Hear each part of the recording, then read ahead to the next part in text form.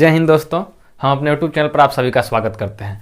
26 जनवरी के दिन हम एक वीडियो बनाए थे, संविधान के बारे में बताए थे कि कैसे कैसे संविधान का निर्माण हुआ था, संविधान सभा का गठन कैसे हुआ था, कितना दिन लगा था संविधान बनाने में, कहाँ से सदस्य चुन कर आए थे, कैसे कैसे उनका चुनाव हुआ था, ये सब उसमें डिटेल से हम बता दिए थे। अगर आप नहीं देखे होंगे तो पहले उस वीडियो को देख लीजिएगा, संविधान वाला। उसके बाद हम लोग संविधान के अंदर जाएंगे, संविधान के अंदर क्या क्या लिखा गया है उन सब चीज़ों को पढ़ेंगे और पॉलिटी का आप समझिए कि अब रेगुलर क्लास अब चालू हो जाएगा। हम उस वीडियो में भी कहे थे कि आपको अब अनुच्छेदों के बारे में बताया जाएगा जो संविधान के अंदर लिखा हुआ है।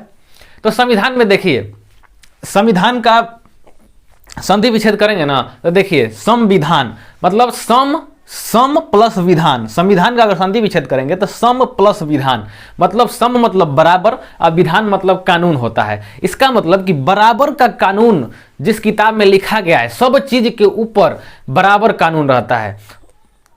अच्छा, उसमें ये नहीं होता है ऊंच नीच, इस सब का भेदभाव नहीं है। हर धर्मों को समान अधिकार है, हर चीज के लिए, हर व्यक्ति के लिए, हर महिला पुरुष किसमें भेद नहीं किया गया है। उसमें बराबर कानून सबके लिए है, वो चाहे आप गरीब हैं चाहे आप अमीर हैं, कानून आप पर एक ही लगेगा। उसी को हम लोग संविधान कहते हैं। सम मतलब बराबर और विधान मतलब कानून, संविधान। तो इतना हम लोग देख लिए। अब संविधान में एक चीज फंसता है, अनुच्छेद। कभी कभी सुने होंगे कि इस अनुच्छेद के तहत धारा लगा देता है। आप लोग सजा सुने होंगे कि इस धारा के तहत आपको फांसी की सजा दी जाती है, इस धारा के तहत आपको इतना रुपए दंड की सजा दी जाती है। तो ये धारा और अनुच्छेद में कंफ्यूजन हो जाता है। तो देखिए, अनुच्छेद जो होता है वो हमारे संविधान के अंदर लिखा गया है। जो भी बातें लिखी गई है ना कि हम लोग को ये चीज करना है, हम लोग को ये चीज नहीं करना है, उस सब चीज को संविधान के अंदर जो लिखा गया है इस पुस्तक के अंदर, उसको कहते हैं हम लोग अनुच्छेद। उसको पॉइंट दे करके अनुच्छेद कहा गया। उसको 1 नंबर अनुच्छेद, 2 नंबर अनुच्छेद, 3 नंबर अनुच्छेद। उसी प्रकार लगभग 395 अनुच्छेद हमारे संविधान में है। उसको बढ़ा घटा के, उसको हम लोग क करके बढ़ा के 465 को लगभग कर दिए हैं संशोधन कर करके।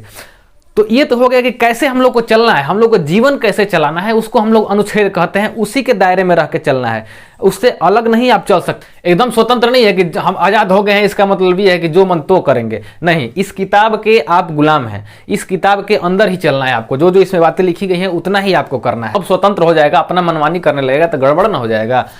तो इतना आप देख लिए। अनुच्छेद किसको कहा गया? संविधान के अंदर जो बातें लिखी गई हैं उन सभी चीजों को पॉइंट रूप से हम लोग अनुच्छेद कहते हैं। अब धारा क्या चीज होता है? धारा होता है कि अगर इन बातों जो लिखी गई हैं, अगर इनके अनुसार हम लोग नहीं चलेंगे तब हम लोग के ऊपर कौन सा दंड दिया जाएगा, उस चीज को धारा कहते हैं। उसकी एक अलग किताब है, उसको हम लोग इंडियन पिनल कोड कहते हैं, भारतीय दंड संहिता कहते हैं, और इसको भारतीय संविधान कहते हैं। अगर इसके अनुसार नहीं चलेंगे तो कौन सा आप पे दंड लगेगा वो अब पड़ जाता है किस पर? उसमें पढ़ना रहता है भारतीय दंड संहिता में। तो यहाँ पर हम लोग को वो नहीं पढ़ना है, हम लोग को क्या पढ़ना है? संविधान के बारे में पढ़ना है। तो चलिए इतना समझ गए। अब संविधान में एक पॉइंट आता है कि भाग होता है, अनुच्छेद होता है। ये सब आप सुने होंगे कि इतना भाग का पहला भाग, दूसरा भाग, तीसरा भाग और अनुच्छेद। इस सब में बड़ा कंफ्यूजन हो जाता है। तो चलिए सबसे पहले उस कंफ्यूजन को दूर किया जाए। देखिए, जीके की एक बहुत महत्वपूर्ण पुस्तक है लुसेंट। वो महत्व इतना नाम कमाली है भारत में वो कि लुसेंट आदमी पहले रट रट के नौकरी हो जाता था। अब तो रटने से नौकरी होने वाला नहीं है, कॉन्सेप्ट को समझना पड़ेगा। तो एक लुसेंट की किताब होती है जीके की। समझ लिए, मान लीजिए एक उदाहरण के लिए हम लेते हैं, लुसेंट की किताब होती है जीके की, लुसेंट सामान्य ज्ञान। कौन सी किताब है? लुसेंट सामान्य ज्ञान। तो जब किताब का नाम क्या हो गया? लुसेंट सामान्य ज्ञान। उसके बाद जब किताब को हम लोग पलटेंगे तो उसके अंदर क्या देखते हैं? लेसन का नाम लिखा रहता है, पाठ का नाम लिखा रहता है ना। तो मान लीजिए लेसन, और लेसन का नंबरिंग दिया रहता है ना कि 1 number lesson, 2 number lesson, 3 number lesson. उसी तरह मान लीजिए हम लोग 2 नंबर लेसन को लेकर चलते हैं। तो 2 नंबर लेसन में अब उस लेसन का हो गया कि लेसन नंबर 2, ठीक। अब उसके बाद उसका एक नाम होगा ना। तो वो नाम इसमें क्या है? मध्यकालीन इतिहास। ये वास्तविक नहीं है, हम यहाँ उदाहरण के लिए लिया ही नहीं कि लुसेंट उघाड़ के देखने लगिएगा और कहिएगा कि 2 नंबर चैप्टर में तो मध्यकालीन इतिहास सही नहीं है। हम आपको समझाने के लिए यहाँ पर लिए हैं। तो 2 नंबर मान लीजिए चैप्टर का नाम एक होगा, चैप्टर का नाम मध्यकालीन इतिहास नाम हो गया। और उसके बाद आगे लिखा रहेगा कि इतना नंबर, पेज नंबर से इतना पेज नंबर तक। पेज नंबर लिखा रहता है कि पेज नंबर 24 से 30 तक। ये हम बार बार कह रहे हैं, उदाहरण के लिए ले रहे हैं, ये नहीं कि कहने लगेगा कि आप गलती लिखे हैं। 24 से 30 तक। तो सबसे पहले किताब का नाम है क्या? लुसेंट सामान्य ज्ञान। उसके बाद चैप्टर, लेसन। लेसन का मतलब हो गया लेसन, पाठ का नाम। 1 नंबर लेसन दे के आगे पाठ का नाम रहेगा। उसके बाद पेज नंबर रहता है। उसी प्रकार हम लोग को यहाँ पर क्या पढ़ना है, संविधान को पढ़ना है। तो हम लोग की किताब की क्या नाम है, भारतीय संविधान। क्या नाम है, हम लोग की किताब का नाम है भारतीय संविधान। वो वाले किताब का नाम क्या था, लुसेंट सामान्य ज्ञान, और हम लोग की किताब का नाम क्या है, भारतीय संविधान। ठीक है, अब उसमें आगे जब संविधान में जाएंगे तो लेसन होगा, बिना चैप्टर का कोई किताब थोड़ी ना बनेगा, चैप्टर में बांटा जाएगा ना। तो जहां इसमें लेसन था, पाठ का नाम, उसको हम लोग भाग कहते हैं। क्या कहते हैं, भाग कहा जाता है। तो भाग का नंबरिंग भी होगा, पहला नंबर भाग, दूसरा नंबर भाग, तीसरा नंबर भाग, चौथा नंबर भाग। इसी तरह हम लोग के संविधान में ज्यादा भाग नहीं है, बस 22 गो भाग है। तो भाग कहते हैं, लेसन को क्या कहते हैं हम लोग, भाग कहते हैं। तो भाग का नंबरिंग भी होगा, सुने हो कि भाग 2 में, भाग 3 में, ये कैसे, ये क्या हो गया, लेसन हो गया। तो अब लेसन का नाम भी तो होगा ना। उसी प्रकार भाग का नाम, भाग 2 का नाम हमारे संविधान में है नागरिकता। ये सब हम लोग को आगे पढ़ना है। यहां बस आप समझ लीजिए कि भाग अनुच्छेद क्या होता है। जैसे इसमें लेसन था, उसी तरह इसमें क्या होता है, भाग कहा जाता है। लेसन को इसमें क्या कहते हैं, भाग कहते हैं। तो लेसन का नंबरिंग, इसमें 2 नंबर लिए थे, तो इसमें भी अगर 2 नंबर ले रहे हैं तो उस कौन सा है, नागरिकता है। कौन सी है, नागरिकता। 2 नंबर लेसन का नाम क्या हो गया, नागरिकता। भाग 2 का नाम नागरिकता।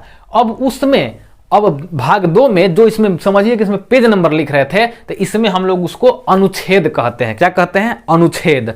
तो जो नागरिकता है वो 5 से लेकर 11 अनुच्छेद तक है। कहां से कहां तक, 5 से लेकर 11 अनुच्छेद तक। ये समझ गए। हम लोग किताब का नाम भारतीय संविधान, उसमें जो लेसन बांटा गया है उसको हम लोग भाग कहते हैं। उसका नंबरिंग होता है, फिर उसका नाम होता है, और उसके अंदर अनुच्छेद लिखा रहता है। तब एक चीज हमको बताइए कि यहां पर हम लोग लेसन नंबर 2 लिए थे, लेसन नंबर 2 लिए थे ना, तो लेसन नंबर 2 में, लुसेंट वाले में, नाम क्या था उसका, मध्यकालीन इतिहास। तो उसका 24 से 30 तक पेज नंबर था। अगर फिर अब लेसन नंबर 3 लेंगे, तो क्या लेसन नंबर 3 लेंगे तो पेज नंबर उसका, मान लीजिए नाम कुछ होगा, मान लीजिए आधुनिक भारत, मध्यकालीन के बाद आधुनिक भारत स्टार्ट होता है। तो आधुनिक भारत का इतिहास, तो पेज नंबर का शुरू से गिना जाएगा, 1 से फिर चालू होगा, नहीं ना, 30 के बाद 31 से चालू होगा। कहां चालू होगा, 30 के बाद 31 से, अब उसके बाद जहां तक खत्म हो। उसी प्रकार हम लोग के संविधान में ये भाग हो गया। 2 नंबर भाग क्या हो गई, नागरिकता। उसके बाद कौन सा, 3 नंबर भाग, 3 नंबर चैप्टर आएगा। तो 3 नंबर चैप्टर हम लोग के संविधान में क्या चीज है, तीसरा भाग मूल अधिकार है। वो सब आगे पढ़ना है, आप टेंशन मत लीजिएगा, सब याद हो जाएगा। मूल अधिकार है। तो मूल अधिकार अब कहां से स्टार्ट होगा, अनुच्छेद ये 5 से 11 तक था, तो उसका अनुच्छेद अब कहां से स्टार्ट होगा, 11 के बाद 12 से 35 तक मूल अधिकार होता है। उसी प्रकार आगे जब चौथा भाग का नाम हम लोग पढ़ेंगे तो 35 के बाद चालू होगा, 36 से चालू होता है। इतना समझ गए कि भाग क्या है, अनुच्छेद क्या है। भाग मतलब लेसन, और उसके अंदर जो बातें लिखी गई हैं उसको हम लोग अनुच्छेद कहते हैं। तो अनुच्छेद का नंबरिंग शुरू से चालू होता है। पेज नंबर कहां चालू होता है, 1 नंबर से, और अंतिम चैप्टर होते होते अंतिम पेज नंबर होता है। उसी प्रकार भाग का भी अनुच्छेद, पहला भाग में पहला अनुच्छेद रहेगा, उसके बाद जैसे जैसे चैप्टर खत्म होंगे लास्ट भाग में हम लोग का लास्ट अनुच्छेद रहेगा, लगातार चलता रहेगा। इसमें कंफ्यूजन मत होइएगा। इतना हम लोग समझ गए। ये हमेशा लड़के सब कंफ्यूज हो जाते हैं, इसलिए हम बता दिए, आप लोग भी इसको देखकर समझ जाइएगा। अब हम लोग देखते हैं, आगे बढ़ते हैं। बढ़िया बढ़िया किताब में क्या होता है, फिजिक्स का हो या मैथ का हो, मान लीजिए लुसेंट का ही होता है, एक भारतीय भवन है मैथ फिजिक्स के लिए, और लुसेंट का मैथ का भी आता है कंपटीशन के लिए। तो हम समझिए अब हम लोग क्या करते हैं। तो अब एक बात देखिए, बढ़िया बढ़िया जो किताब होता है ना, मैथ हो का चाहे फिजिक्स का, तो पूरा चैप्टर में, पूरा किताब में जो जो फार्मूला होते हैं ना बढ़िया बढ़िया, उन लोगों को क्या करता है, बाहर लिया के 2-3 पन्ना में लिख के जोड़ देता है। जब हम लोग देखते हैं तो पूरा फार्मूला रिवाइज हो जाता है वहीं से हम लोग के वाला। उसी प्रकार हम लोग के संविधान में ना बढ़िया बढ़िया चीज को, कुछ मुख्य मुख्य चीजों को जो इंपॉर्टेंट है इस संविधान में रहेगा अगर वो, तो खिचड़ी हो जाएगा। इसलिए उन सब चीजों को बाहर लिख दिया गया है। जब संविधान स्टार्ट होता है तो बाहर लगभग कुछ पन्ना में उसको लिख दिया गया है। उसको क्या कहते हैं हम लोग, उसको अनुसूची कहा जाता है। क्या कहा जाता है उसको, उसको अनुसूची कहा जाता है।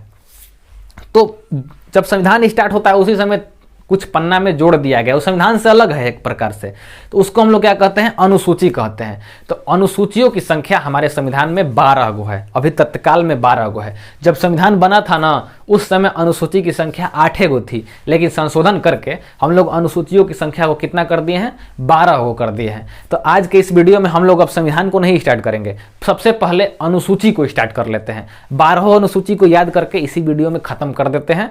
उसके बाद अगले वीडियो से हम लोग भाग 1 स्टार्ट करेंगे, और भाग 1 से पहला अनुच्छेद स्टार्ट करेंगे और उसी तरह जो महत्वपूर्ण अनुच्छेद होंगे उन सब को पढ़ते हुए हम लोग धीरे धीरे धीरे धीरे पॉलिटी को खत्म कर देंगे। तो आज की वीडियो में क्या देखना है, उन अनुसूचियों को खत्म कर लिया जाए। ठीक है, आप लोग तैयार हैं? इतना दूर थोड़ा हम आपको फास्ट समझाए होंगे क्योंकि वीडियो में थोड़ा ज़्यादा लंबा हो जाता है ना, दिक्कत होने लगता है। तो इतना दूर कुछ समझना नहीं था, बस आपको कन्फ्यूजन दूर किए थे। अब हम लोग इंपॉर्टेंट टॉपिक पर जा रहे हैं, अनुसूचियों को बारी बारी से पढ़ेंगे, अब धीरे धीरे समझा जाए उसको। तो देखिए, पहली नंबर अनुसूची हम लोग की है राज्य एवं संघ क्षेत्र। क्या लिखा गया है पहली अनुसूची में? क्या लिखा गया है? राज्य एवं संघ क्षेत्र। अब राज्य एवं संघ क्षेत्र आखिर है क्या? तो इसमें यह बताया गया है ना कि हम लोग के भारत के अंतर्गत, हम लोग के जो भारत है उसके अंतर्गत हम लोग का जो देश है, कितने राज्य आते हैं, कौन कौन से राज्य आते हैं और कौन कौन से केंद्र शासित प्रदेश आते हैं, उन्हीं चीज़ों को इसमें लिख दिया गया है। इसमें लिख दिया गया है जिससे मान्यता प्राप्त है कि वो सभी राज्य कहाँ के हैं? भारत के हैं। ठीक है, कितने राज्य हैं अभी हम लोग के?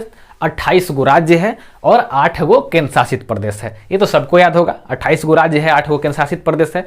पहले जब संविधान बना था उस समय हम लोग के संविधान में मात्र 14 गो राज्य था और 6 गो केंद्र शासित प्रदेश था। बाद में उसको तोड़ तोड़ के लगभग दोगुना कर दिए हैं हम लोग। जनसंख्या बढ़ने लगती है तो अपनी मांगे बढ़ने लगती हैं, उसके बाद घर भी टूटने लगता है, एक भाई से 2 भाई हो जाते हैं, 2 भाई से 4 भाई हो जाते हैं, सब घर का बंटवारा हो जाता है। उसी प्रकार राज्य का भी बंटवारा हो गया। जनसंख्या बढ़ेगी तो पूरा एगो आदमी संभाल नहीं पाएगा। अब यूपी में देखिए, यूपी में भी बांटने का बात चल रहा है। लगभग यूपी भी बहुत बड़ा जनसंख्या वाला राज्य हो गया है, एक आदमी से संभाला नहीं जाता है। उसमें 2-2 हाई कोर्ट है, यूपी में 2-2 हाई कोर्ट है, लखनऊ हाई कोर्ट है और इलाहाबाद हाई कोर्ट है, तब वहां का सुलझ पाता है। इतना तो कितना राज्य हो गया? 28 राज्य और 8 केंद्र शासित प्रदेश। अब पहले कितना था जब संविधान बना था? क्वेश्चन आपको एराइज कर देता है कभी कभी, याद कर लीजिएगा। 14 गो राज्य था और 6 गो केंद्र शासित प्रदेश था। तो पहली अनुसूची में क्या लिखा गया है कि कौन कौन से राज्य हमारे अंतर्गत आते हैं और कौन कौन सा केंद्र शासित प्रदेश आता है हम लोग के अंतर्गत। अब हम लोग कहाँ चलते हैं? दूसरी अनुसूची को देखते हैं। दूसरी अनुसूची में देखिए, वेतन के बारे में लिखा गया है। वेतन के बारे में लिखा गया है, जितने भी लोग संवैधानिक पद पर है ना, सरकारी पद पर है, संवैधानिक पद पर है, जैसे राष्ट्रपति हो गए, प्रधानमंत्री हो गए, सभी सांसद हो गए, मंत्री हो गए, मुख्यमंत्री हो गया, विधान परिषद का सदस्य हो गया, विधानसभा का सदस्य हो गया, ये सभी लोगों को कितना कितना वेतन दिया जाएगा उस सब यहाँ पर दूसरी नंबर अनुसूची में लिख दिया गया है। अब देखिए अनुसूची का महत्व देखिए। ये वेतन को कहा? संविधान के बाहर लिख दिया गया है। अगर इस संविधान के कोनो अनुच्छेद में रहता ना तो इन लोग का वेतन जब बढ़ाता तो बहुत झंझट हो जाता। लोकसभा में पास कीजिए, राज्यसभा में पास कीजिए, राष्ट्रपति साइन करेंगे तभी वेतन बढ़ेगा। लेकिन वो सब कानूनमा तो इन लोग आराम से पास कर लेता, विपक्षों वाला उसका विरोध नहीं करता। बढ़ेगा वेतनवा तो उनका भी तो बढ़ेगा। तो देखिए, छोड़िए वो सब। वेतन कहाँ लिखा गया है? दूसरी अनुसूची में। अगर ये सब संविधान में हम लोग लिख देते, कोई संविधान पढ़ता तो क्या कहता कि अरे देखो इन लोग तो अपना पैसा का चर्चा किया है संविधान में। तो ये सब चीज़ों को इसीलिए बाहर लिखा गया है, एक पन्ना जोड़ करके। वेतन दूसरी अनुसूची में क्या है? वेतन है। देख रहे हैं ना, संविधान बनाने वाले का दिमाग वेतन का सबसे पहले चर्चा कर दिया है कि कितना पैसा बढ़ेगा। आराम से कोई भी प्रधानमंत्री आता है, हर 5 साल में अपना वेतन बढ़ा देता है, आराम से बढ़ जाएगा क्योंकि इसको अनुसूची में रखा गया है, संविधान में नहीं रखा गया है। आराम से सामान्य बहुमत से इसको पास कर दीजिए, हो गया। तो वेतन मिल गया। अब तीसरा नंबर अनुसूची देखिए। तीसरा नंबर अनुसूची में शपथ की चर्चा की गई है। कौन चीज की चर्चा की गई है? शपथ की चर्चा की गई है। पहले वेतन दीजिए तब हम लोग शपथ लेंगे। शपथ आप देखे होंगे, जब कोई भी मंत्री अपने क्षेत्र से सांसद हो या विधायक हो जीत कर जाता है तो वहां पर एक शपथ पढ़ता है। प्रधानमंत्री भी शपथ पढ़ते हैं, राष्ट्रपति भी शपथ पढ़ते हैं जब अपना कार्यकाल चालू करते हैं, तो न्यायाधीश, मुख्य न्यायाधीश भी शपथ पढ़ता है। इन सब चीजों को शपथ में कौन से आदमी को क्या पढ़ना है वो सब कहाँ लिखा गया है? इस तीसरी अनुसूची में लिख दिया गया है शपथ की, कौन सा आदमी को क्या शपथ पढ़ना है। आप लोग शपथ देखेंगे टीवी पर, जब आएंगे मंत्री लोग तो अपना शपथ स्टार्ट करेंगे, पढ़ेंगे कि मैं इस भारत माँ का कसम खा के कहता हूँ, इस देश का धन सबसे पहले अपने घर ले जाऊंगा, उससे बचेगा तो इस देश का विकास किया जाएगा। अगर हम लोग का पहले विकास, सबसे पहले क्या करेंगे? हम लोग अपना विकास करेंगे। अगर तब भी विकास में रुकावट आती है देश के, तो देश के सभी सरकारी चीज़ों को हम लोग क्या करेंगे? बेच देंगे। यही सब ना पढ़ता है, मनवा में उन लोग यही चलता है। भलो उसमें कुछ लिखा हो गया, उसमें ये सब नहीं लिखा रहता है, उसमें बढ़िया बढ़िया बात लिखा रहता है, लेकिन उस पर कोनो मंत्री चलता है? नहीं चलता है। तो वो सब कहाँ लिखा है? इस तीसरी अनुसूची में लिख दिया गया है। राष्ट्रपति, मान लीजिए सब जाता है, सांसद लोग, उसका शपथ कौन करवाता है? राष्ट्रपति करवाते हैं। प्रधानमंत्री का शपथ कौन करवाता है? राष्ट्रपति करवाते हैं। तो का देखेंगे कि अब जीत गया है फलाना आदमी, तो उसका लिखेंगे शपथ कि सांसद लोग के लिए हम ही शपथ बुलवाएंगे? नहीं, कहेंगे कौन एगो आदमी को कि जाओ तो संविधान रखा गया है ना, संविधान का तीसरी अनुसूची देखना, उसमें शपथ की चर्चा की गई है, प्रधानमंत्री का हम शपथ करवाना है, उसका एक जीरोस करके लेते आओ, एगो उनको देंगे, एगो अपन रखेंगे, कहेंगे कि पढ़ो, अब अपना पढ़ लेगा, हो गया शपथ। तो 3 नंबर क्या हो गया अनुसूची? शपथ हो गई। अब 4 नंबर अनुसूची देखिए। 4 नंबर अनुसूची में राज्यसभा की चर्चा की गई है। किसकी चर्चा की गई है? राज्यसभा की, कि राज्यसभा में कितनी सीटें होंगी, इसकी चर्चा कहाँ की गई है? 4थी नंबर अनुसूची में की गई है, कि प्रत्येक राज्य से, हर राज्य से कितना कितना सीट रहेगा राज्यसभा के लिए, उसकी चर्चा 4थी अनुसूची में। ये लोकसभा क्या है, राज्यसभा क्या है, इसका सब कंफ्यूजन दूर होगा जब हम लोग संविधान पढ़ने लगेंगे। अभी बस यहाँ पर हम लोग को याद करना है इसको। तो 4 को देख लिए। पहला नंबर क्या है? संघ क्षेत्र, राज्य एवं संघ क्षेत्र। पहला नंबर क्या है? राज्य एवं संघ क्षेत्र। 28 गो राज्य हैं और 8 केंद्र शासित प्रदेश हैं अभी। दूसरा नंबर में हमको वेतन दीजिए। उसके बाद तीसरा नंबर में शपथ करेंगे। जब वेतन दे देंगे तब हम लोग शपथ करेंगे, इस तरह शपथ नहीं करेंगे, इसको इस तरह याद कीजिएगा। 2 नंबर में वेतन, 3 नंबर में शपथ। और शपथ लेके कहाँ जाएंगे? राज्यसभा में जाएंगे। तो चौथा नंबर में क्या है? राज्यसभा। राज्यसभा में सीटों की संख्या किसमें चर्चा की गई है? 4थी अनुसूची में चर्चा की गई है। तो 4थी अनुसूची को देख लिए। सबसे बड़ा राज्य अभी हम लोग का कौन सा है जनसंख्या की दृष्टि से? उत्तर प्रदेश है। तो उत्तर प्रदेश में राज्यसभा की सबसे अधिक सीटें हैं, 31 गो सीट है अभी वर्तमान में वहाँ का। सबसे अधिक सीटें कहाँ की है? आपको क्वेश्चन में पूछ देता है राज्यसभा के लिए, तो वो यूपी की हैं। तो 4 गो आप यहाँ पर याद कर लिए। 4 गो आपको याद भी हो गया होगा। वीडियो को बंद कीजिए, पहले 4 को याद कर लीजिए। उसके बाद अब हम लोग बढ़ेंगे कहाँ? आगे बढ़ेंगे। चलिए अब देखते हैं हम लोग। अब 5वीं नंबर अनुसूची को देखते हैं। यहीं पर 12 को एकदम यूं रटवा देंगे हम आपको। अब वीडियो देखते देखते आपको याद हो जाएगा, उसके बाद बस आपको रिवीजन करना रहेगा, और इसको लिखते चलेंगे ना तो और भी बढ़िया रहेगा, बाद में आपको सहायता करेगा। तो 5वीं नंबर अनुसूची में चर्चा किया गया है SC ST के आरक्षण के बारे में। SC ST के आरक्षण के बारे में किसमें चर्चा किया गया? 5वीं अनुसूची में। जो SC ST वाले लोग हैं, जो उस समय निचले तबके के लोग थे, उनको बराबर में लाने के लिए आरक्षण दिया गया था कि जब वो बराबर में आ जाएंगे तो आरक्षण खत्म कर दिया जाएगा। लेकिन अभी तक भी उन लोग की स्थिति उतनी बढ़िया नहीं हो पाई है। मेन उन लोग पढ़ाई लिखाई पर ज़्यादा ध्यान पहले नहीं देता था। गरीबी थी तो शिक्षा कहाँ से आएगी? अब धीरे धीरे उन लोग की भी गरीबी दूर हो रही है और शिक्षा के क्षेत्र में आगे उनको बढ़ाया जा रहा है आरक्षण दे करके। इस तरह उन लोग का जो शिक्षा जब बढ़ेगा तब अपने आप गरीबी दूर हो जाएगी। तो जब हो जाएगा तो बराबर में आरक्षण खत्म कर दिया जाएगा। लेकिन ये तो पॉलिटिकल मैटर हो गया है। जो सरकार आई अपनी वोट बैंक के लिए आरक्षण दे दो, आरक्षण को बढ़ा दो, आरक्षण को बढ़ा दो, यही चल रहा है।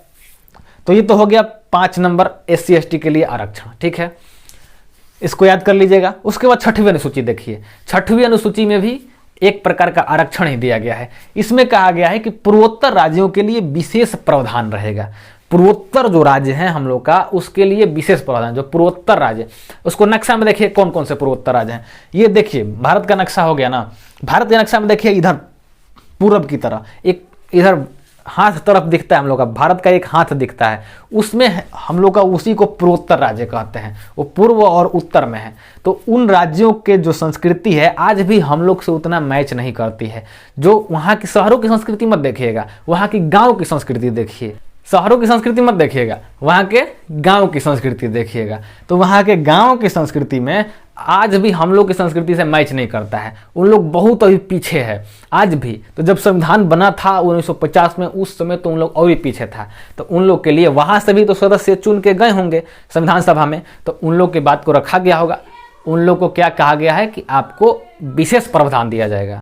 इन सब राज्यों के लिए प्रशासनिक व्यवस्था अलग रहेगी। आप ये वाला कानून पूरा का पूरा उन पर नहीं लगा सकते हैं, क्योंकि उन लोग नहीं मानेंगे इन कानून को, क्योंकि ये कानून सबको देखकर बनाया गया है और उन लोगों की संस्कृति थोड़ा सा अलग है। पूर्वोत्तर राज्य, तो चलिए देखिए पूर्वोत्तर राज्य में कौन कौन से राज्य हैं। पूर्वोत्तर राज्य में 4 ठो राज्य को दिया गया है। असम, मेघालय, त्रिपुरा, मिजोरम। असम, मेघालय, त्रिपुरा, मिजोरम। असम, मेघालय, त्रिपुरा, मिजोरम। 4 बार बोलिएगा, आपका याद हो जाएगा।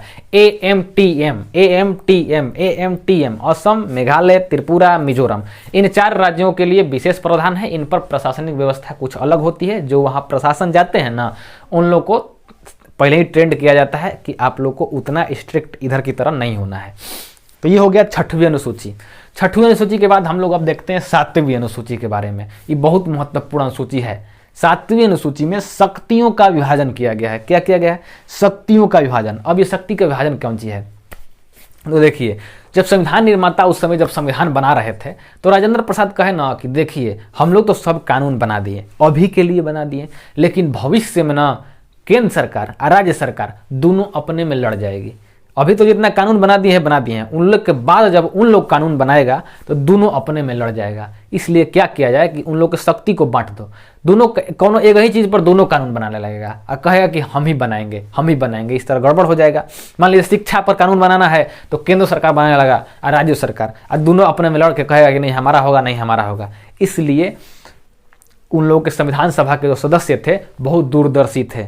उन लोग सोचे कि ये दोनों अपने में लड़ कट के खत्म हो जाएगा, देश को तोड़ देगा इन लोग। तो इन लोग की जो शक्ति है उसको पहले ही बांट दो। जब पहले बांट दिया जाएगा तो सुप्रीम कोर्ट उसकी देख रेख करेगा ना कि इससे गड़बड़ हो रहा है कि नहीं हो रहा है। तो देखिए, शक्ति के विधान में सबसे पहला एक सूची बनाया गया कि ये काम जो है केवल और केवल केंद्र सरकार करेगी। उसको क्या कहेंगे हम लोग? संघ सूची कहते हैं। क्या कहते हैं? संघ सूची। तो संघ सूची में एक लिस्ट बना दिया गया जिसमें केंद्र सरकार का पावर रहेगा कि उसमें जो भी वस्तुएं रहेंगी उस पर केंद्र सरकार बस कानून बनाएंगी और कोई नहीं बनाएगा, राज्य सरकार नहीं बनाएंगी। तो केंद्र सरकार संघ सूची कहा जाता है। संघ सूची में जैसे कि देखिए, एयरपोर्ट हो गया, जो एयरलाइन होता है, रेलवे हो गई, सेना हो गया। सेना के जो कानून कौन बनाता है? केंद्र सरकार बनाती है। तो इन लोग में कोई भी हस्तक्षेप राज्य सरकार नहीं करेगी। जो देश के लिए सर्वोपरि चीजें हैं ना, उन सभी को उठा करके रख दिया है कहाँ पर? संघ सूची में, कि देश सबसे पहले उसके बाद कोई। तो केंद्र सरकार के पास बहुत बड़ा पावर होता है। अब मान लीजिए सेना का कोई छावनी बनाना है, अब मान लीजिए बिहार में सेना का छावनी बनाना है, तो नीतीश कुमार कहेंगे कि हम नहीं बना देंगे, ये तो हमारा क्षेत्र है, हम यहाँ पर अपना कानून लगाएंगे। तो कहेगा कि चुप पगला, संविधान नहीं पढ़ा है? अनुसूची में देखो, जो सेना है वो हम लोग के अंडर में आती है। हम लोग सेना पर कानून कौन बनाएगा? हम लोग बनाएंगे। अब मान लीजिए राफेल आएगा भारत में, ये कौन बना दी? केंद्र सरकार निर्णय कर ली, राज्य सरकार नहीं राफेल नहीं आएगा, कहेगा है तुम्हारा पावर है, हमारा मन। कहे कि इसको संघ सूची में रखा गया है। हम राफेल लाएंगे चाहे नहीं लाएंगे, हम सेना को कश्मीर में पाकिस्तान से लड़ाएंगे चाहे नहीं लड़ाएंगे, ये हमारा मैटर है, राज्य सरकार इसमें हस्तक्षेप नहीं करेगी। तो ये सब हो गया संघ सूची में। अब रेलवे कोई बनाना है, किसी राज्य में लेके चले जाओ, उस पर कोई कानून कौन बनाएगा? अपना उन लोग का होता है जमीन, वो कहाँ पर होता है उसका? रेल मंत्रालय का, केंद्र सरकार के पास पावर होता है। अब दूसरा नंबर एक लिस्ट बना दिया गया कि राज्य सरकार क्या क्या करेंगी, उनके लिए भी कुछ काम दे दिया गया। तो जैसे पुलिस व्यवस्था होती है अपनी राज्य सरकार की होती है, उसको हम लोग राज्य सूची कहते हैं। और बहुत सी चीजें होती हैं जो राज्य सरकार में होती हैं, राज्य सूची राज्य सरकार करती है। अब देखा गया, राजेंद्र प्रसाद कहे कि मान लीजिए दोनों को अलग अलग चीज कर दिए, लेकिन कुछ कुछ ऐसी चीजें हैं जिनको अत्यधिक विकास की आवश्यकता है।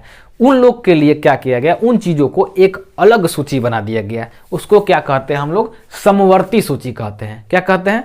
समवर्ती सूची। एगो तो केंद्र सरकार का हो गया, एगो राज्य सरकार का हो गया, एक और ही सूची बना दिया गया समवर्ती सूची। इसमें क्या कहा गया कि आप लोग दोनों आदमी इस पर कानून बना सकते हैं। ठीक है, उसमें वैसे चीज़ों को रखा गया जिसका ज़रूरत हमारे देश को उस समय बहुत अधिक था। जैसे शिक्षा थी, हम लोग शिक्षा उस समय नहीं था, गरीबी था, वो सब वैसे ऐसी चीज़ों को रखा गया। शिक्षा को रखा गया, स्वास्थ्य को रखा गया कि दोनों आदमी मिल के इसको बढ़ाए, दोनों आदमी इस पर कानून बनाए और दोनों आदमी इसको मिलकर बढ़ाए। शिक्षा का आप देखे होंगे, स्कूल जो होते हैं अपने स्टेट बोर्ड के भी होते हैं और सेंट्रल बोर्ड का भी होता है, CBSE है। उसी प्रकार ये स्वास्थ्य विभाग भी अपना दोनों का होता है, केंद्र सरकार राज्य सरकार दोनों मिल के चलाती हैं स्वास्थ्य विभाग को। और जो पर्यावरण हो गया, नदियां हो गई, इन सब को इसमें रख दिया गया कि आप दोनों लोग मिल के इसका विकास कीजिए। और फिर जो मजदूर यूनियन हो गया, जो मजदूरों, जो गरीबी के लिए जो मजदूर लोग हैं उन लोग के लिए भी कानून आपको बनाना है, तो दोनों आदमी इस पर कानून बना सकते हैं। ये सब इंपॉर्टेंट चीज़ों को कहाँ रख दिया गया? समवर्ती सूची में। आपको याद हो जा रहा होगा, आपको समझ में भी आ रहा होगा। कि संघ सूची किसके लिए है, केंद्र सरकार के लिए है, राज्य सूची किसके लिए है, राज्य सरकार के लिए है, और समवर्ती सूची किसके लिए है, दोनों के लिए है। तो समवर्ती सूची देख लिए। अब एक बात आया कि समवर्ती सूची में जब दोनों कानून बना रहे हैं तो कभी कभी ऐसा भी हो सकता है कि दोनों आदमी एक ही विषय पर कानून बना दें। जैसे शिक्षा का कानून अभी आया था, नई शिक्षा नीति आई है, तो नई शिक्षा नीति केंद्र सरकार बनाई है। अब राज्य सरकार कहे कि नहीं, हम इसको नहीं मानेंगे, हमारा नीति दूसरा रहेगा, ठीक है, हमारा पुराना वाला ही चलेगा, हमारा नीति दूसरा रहेगा। दोनों आदमी एक ही चीज पर कानून बना दिया, तब तो गड़बड़, लड़ाई हो जाएगा। इसमें तो दोनों को बनाना है, दोनों लड़ जाएगा, दोनों सुप्रीम कोर्ट के पास पहुंच जाएगा, कहेगा कि हमको तो दोनों नहीं बना सकते हैं, हमारा राज्य है तो हम बनाएंगे। तब उसमें संविधान निर्माता कहें कि नहीं, जब एक ही विषय पर कानून बन जाएगा ना, तब जो उसमें वैल्यू दिया जाएगा वो केंद्र सरकार के कानून को ज्यादा वैल्यू दिया जाएगा, राज्य सरकार के कानून को नहीं दिया जाएगा। तो इसीलिए जब नई शिक्षा नीति जो आई है, अगर कोई राज्य उसको मना भी करता है तब वो क्या हो जाएगा, आपको मना नहीं कर पाएंगे, वो केंद्र सरकार वाला लागू करना पड़ेगा। कृषि कानून जो आया था वो भारत सरकार लागू कर दी थी, तो उससे पूरा राज्य में वो लागू हो जाता है, कोई एक दो राज्य में नहीं रहता। लेकिन वो तो जो कानून जो था वो लगभग गलत था, तो इसलिए उसको फिर से वापस ले लिया गया। जो आंदोलन हुआ, आंदोलन सफल हो गया किसानों का, तो वापस हो गया, सरकार को भी झुकना पड़ा। तो समवर्ती सूची में पावर किसका हो जाता है ज्यादा, अगर एक ही विषय पर कानून बन जाएगा तो केंद्र सरकार का हो जाएगा, ठीक है।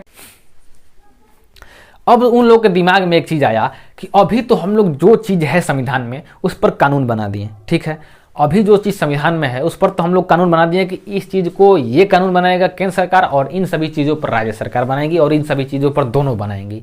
लेकिन भविष्य में तो बहुत सारा खोज होगा ना, अभी भारत का आदमी आराम से हाथ पे हाथ धके नहीं ना बैठा रहेगा, बहुत सारा खोज होगा। उन सब चीज पर कानून कौन बनाएगा, इस पर हो गया कंफ्यूजन। तब कहा गया कि कैसे हम लोग लिखें कि भविष्य में कितना चीज आएगा। तब राजेंद्र प्रसाद कहे ना, देखिए हम लोग एक कनाडा का किताब पढ़े हैं, क्या पढ़े हैं, कनाडा का संविधान पढ़े हैं। तो कनाडा के संविधान में वो खाली पन्ना जोड़ दिया गया है कि भविष्य में जो जो चीजें आएंगी उसमें लिख दिया जाएगा। तो हम लोग के संविधान में भी एगो खाली पन्ना जोड़ के लिख दिया गया, उसको एक चौथा सूची कह दिया गया। उसको रिक्त एक प्रकार की सूची है, उसको हम लोग नाम देते हैं अवशिष्ट सूची। कौन सी सूची, अवशिष्ट सूची। तो चौथा नंबर सूची का नाम क्या है, अवशिष्ट सूची। अवशिष्ट सूची को खाली उस समय छोड़ा गया था और कहा गया था कि उस जब संविधान लागू हो जाएगा उसके बाद जो जो चीज़ों का इन्वेंशन होगा, जो जो चीज़ों का खोज होगा, उनको हम लोग यहाँ पर लिख देंगे।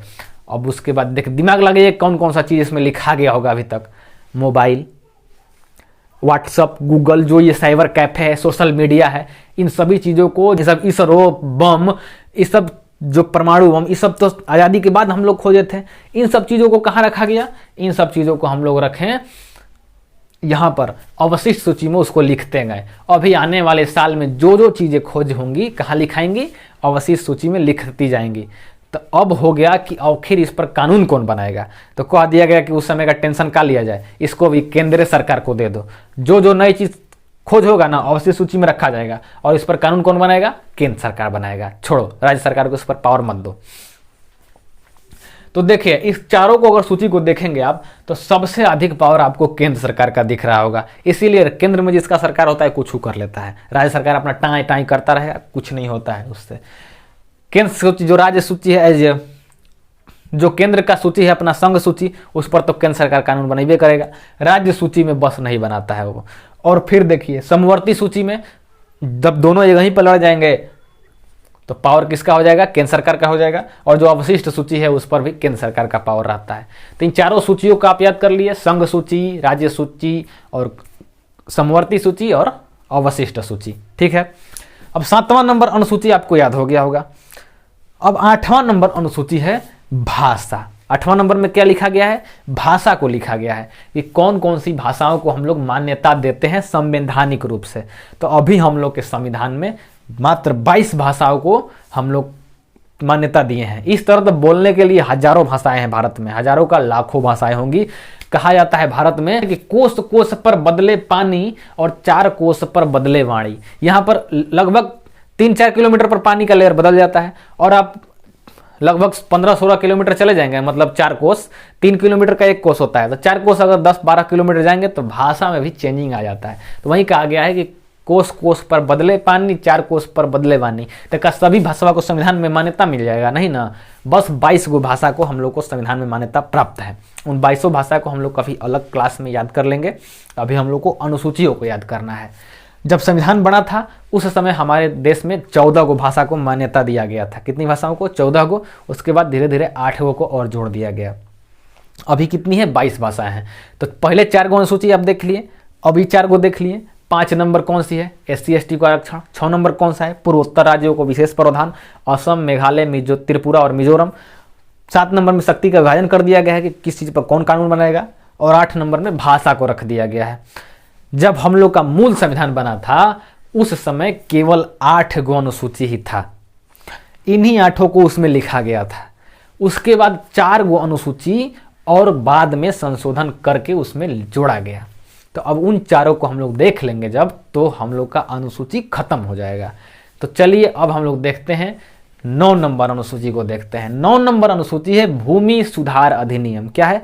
भूमि सुधार अधिनियम। ये पहला नंबर संशोधन किया गया था जब संविधान का 1950 में हम लोग का संविधान बन गया था। ठीक, 1950 में जब बन गया था, जस्ट 1 साल बाद 1951 में जब जवाहरलाल नेहरू चुनाव करके प्रधानमंत्री बने ना, तो एगो संशोधन कर दिए। कौन सा संशोधन किए? पहला नंबर संशोधन किए। और उस संशोधन में क्या किया गया? भूमि सुधार अधिनियम बनाया गया। और उसको कहाँ लिख दिया गया? 9 नंबर अनुसूची में ला करके जोड़ दिया गया। इसमें क्या किया गया कि जमींदारी प्रथा को खत्म कर दिया गया।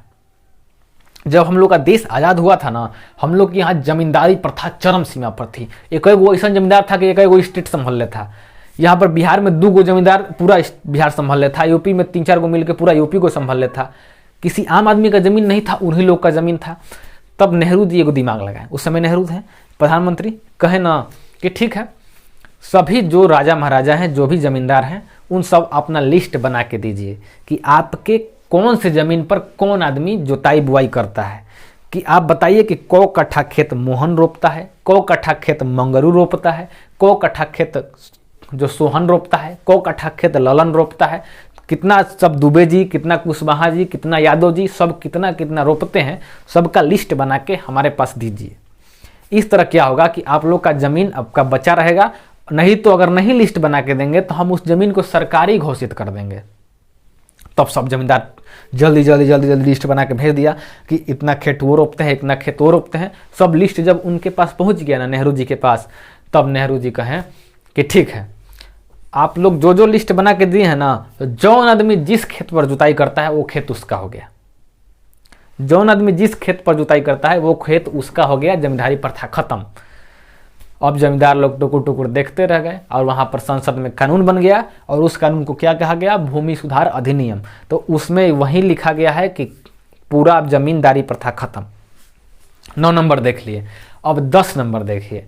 10वां नंबर अनुसूची है दल बदल कानून। दल बदल कानून ये कौन लाया था? राजीव गांधी लाए थे। राजीव गांधी, जब प्रधानमंत्री राजीव गांधी थे। तो कब? 1985 में 52वां नंबर संविधान संशोधन हुआ था। इस सभी संशोधनों को हम लोग जब संविधान खत्म हो जाएगा ना, तो इसको पढ़ना है, इसलिए इस पर ज़्यादा ध्यान मत दीजिएगा। बस हम लोग को यहाँ अनुसूची को याद रखना है। तो 52वां नंबर संशोधन हुआ था 1985 ईस्वी में।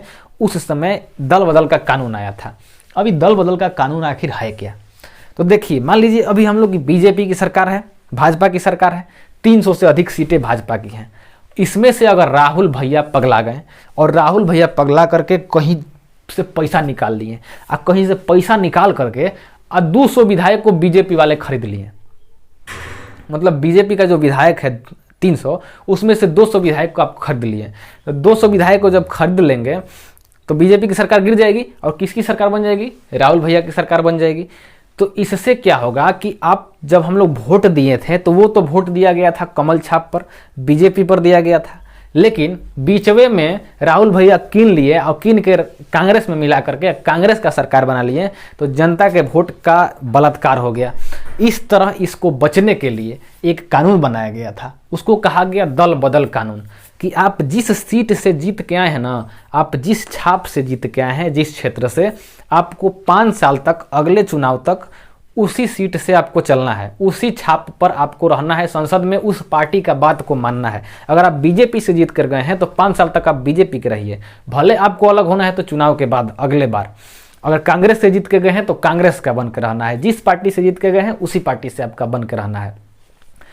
बीच में आप छोड़कर नहीं आ सकते हैं। अगर बीच में आप पार्टी बदलेंगे तो आपकी सदस्यता रद्द कर दी जाएगी, आप हारे हुए प्रत्याशी माने जाएंगे और फिर से वहां पर चुनाव होगा।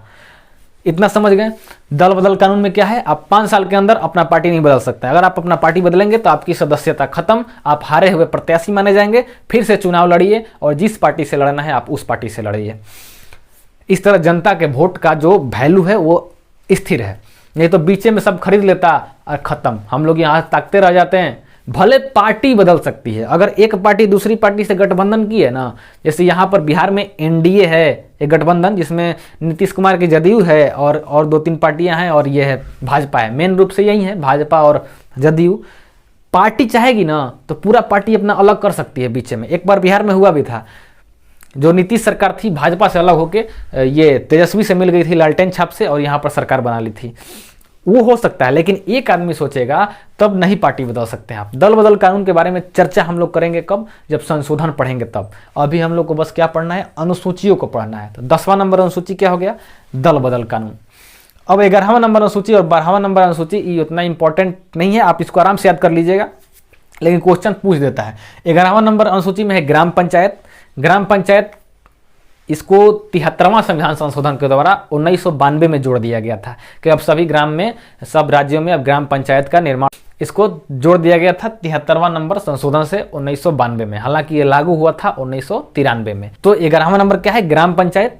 और 12वां नंबर है नगर पालिका। नगर पालिका को जोड़ दिया गया कब, इसको 74वां संविधान संशोधन करके 1992 ही में एगो संशोधन हुआ फिर से, और उसमें नगर पालिका को जोड़ दिया गया और वो भी लागू हुआ था 1993 में। तो इसको उतना नहीं अभी इंपॉर्टेंट देना है, अभी हम लोग को बस अनुसूची को याद करना है। तो 11 नंबर क्या हो गया, ग्राम पंचायत, और 12 नंबर क्या हो गया, नगर पालिका।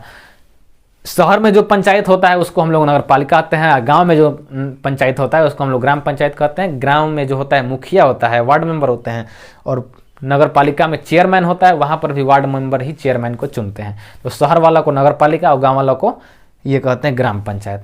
तो इन चारों को आप देख लीजिए जो संशोधन हुआ था। पहला नंबर, 9वां नंबर क्या हुआ था, भूमि सुधार अधिनियम। 10वां नंबर दल बदल कानून। 11वां नंबर ग्राम पंचायत। अब 12वां नंबर नगर पालिका। अब हम लोग 12वां अनुसूची को याद कर लिए, आराम से आपको याद भी हो गया होगा। अब फिर से एक बार रिकॉल कर लेते हैं 12वां अनुसूची को। अब कॉपी कलम को भी साइड कीजिए, आराम से देखिए और हमारे साथ आप बोलते रहिएगा। पहला नंबर अनुसूची क्या है, पहला नंबर है राज्य एवं संघ क्षेत्र। क्या है, राज्य एवं संघ क्षेत्र। दूसरा नंबर अनुसूची क्या है, वेतन। तीसरा नंबर क्या है, शपथ। पहले पैसा दीजिए हमको तब हम शपथ लेंगे। और उसके बाद चौथा नंबर अनुसूची क्या है, राज्यसभा में सीटों की चर्चा। वेतन दीजिए, शपथ लेंगे और राज्यसभा में जाएंगे। इस तरह आपको इसको ट्रिक से याद कीजिएगा। अब 5वां नंबर देखिए, SC ST को आरक्षण। 5वां नंबर में SC ST को आरक्षण। साथ साथ बोलते रहेंगे तो आपको याद हो जाएगा। 5वां नंबर में SC ST को आरक्षण। 6वां नंबर में पूर्वोत्तर राज्य जो है उसको विशेष प्रावधान दिया गया है। कौन कौन से राज्य हैं, असम है, मेघालय है, त्रिपुरा है, मिजोरम है। असम, मेघालय, त्रिपुरा, मिजोरम। 6वां नंबर में जो पूर्वोत्तर राज्य हैं उनको विशेष प्रावधान। 7वां नंबर शक्तियों का विभाजन किया गया है। केंद्र सरकार के लिए संघ सूची, राज्य सरकार के लिए राज्य सूची, और दोनों के लिए समवर्ती सूची, और एक खाली पन्ना जोड़ा गया है जिसको अवशिष्ट सूची कहते हैं। हालांकि अब वो खाली नहीं है, उसमें भी कुछ कुछ चीज़ें अब लिखा गई होंगी जो नया खोज हुआ है, और अभी भी आगे जो खोज होंगी उसमें लिख दिया जाएगा। तो हो गया 7 नंबर शक्ति का विभाजन। 8वां नंबर भाषा को लिखा गया है। अभी हम लोग कितनी भाषाएं को मान्यता प्राप्त है, 22 भाषाएं को। अब उसके बाद जो संविधान बनने के बाद 4 को जोड़ा गया था उसको याद कर लीजिए। 9 नंबर में है भूमि सुधार अधिनियम। 10 नंबर दल बदल कानून। 11वां नंबर ग्राम पंचायत। 12 नंबर नगर पालिका। इस तरह 4-4 का आप बांट के पढ़ेंगे ना तो आपको याद हो जाएगा। 4 को संशोधन वाला बस पढ़ना है, उधर 8 को याद कर लेना है। आपको आशा करते हैं कि 12वां अनुसूची आपको याद हो गया होगा। फिर से एक बार वीडियो को देखिएगा और उसके बाद नोट डाउन कर लेंगे तो और याद हो जाएगा। एक छोटा सा पन्ना लीजिए अभी वीडियो को बंद करके, और छोटा पन्ना में 12वां अनुसूची को आंख बंद करके लिख दीजिए। अगर आपको जितना छोटा से छोटा में आप लिख देंगे ना, समझिए कि आपको याद हो गया। तो ये वीडियो आपको अच्छा लगा होगा, आपको अनुसूची याद हो गया होगा, आशा करेंगे हम। अब अगले वीडियो में हम लोग क्या पढ़ेंगे, पहला नंबर भाग स्टार्ट करेंगे संविधान का, और उसके बाद अनुच्छेदों को अब इसके स्टार्ट कर देंगे।